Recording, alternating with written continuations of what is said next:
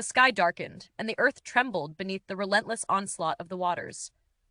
The rivers had burst their banks, and the mountains themselves seemed to shudder in fear. The Great Flood, a catastrophe so immense that it threatened to swallow the very soul of the land, had begun. For years, the floodwaters spread across the plains, drowning villages and swallowing crops. The people of China, helpless in the face of nature's wrath, turned to you, the Great, the legendary hero, who had promised to conquer the flood and restore order to the world. You, a man bound by duty, knew this was no simple task. It was not merely a battle against the elements. It was a struggle against time itself. Yu's father Gun had failed. He had tried to control the floodwaters, but his methods were disastrous. He had tried to hold back the water with embankments, but the flood grew stronger, more furious, until even the gods turned their faces away in shame. Gun's failure meant only one thing. Yu, his son, was destined to take up the mantle of the flood's conqueror.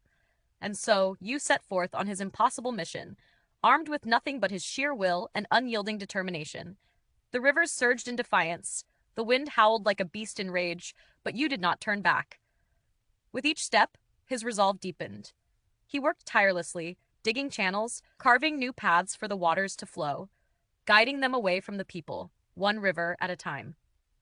Days turned into weeks, and weeks into months, yet the flood never relented. At the height of the disaster, when all seemed lost, Yu reached the last great river. It was here, at the banks of the final flood, that he faced his greatest challenge, his own flesh and blood. He had been away for so long, so consumed by the flood that his wife and son, who had long awaited his return, were on the brink of despair. But Yu, ever the dedicated hero, chose to press on, knowing that the future of his people depended on his sacrifice. Finally, after years of relentless effort, Yu completed the last channel.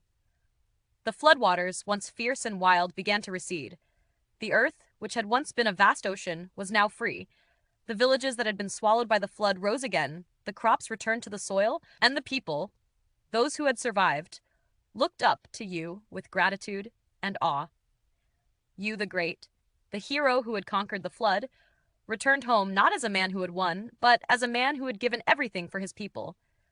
His journey had transformed him, body and soul, into a legend that would live on in the hearts of his people for generations to come. If this story resonated with you, please like, share, and subscribe to help the channel grow. Leave a comment below with your thoughts on the legend of Yu the Great.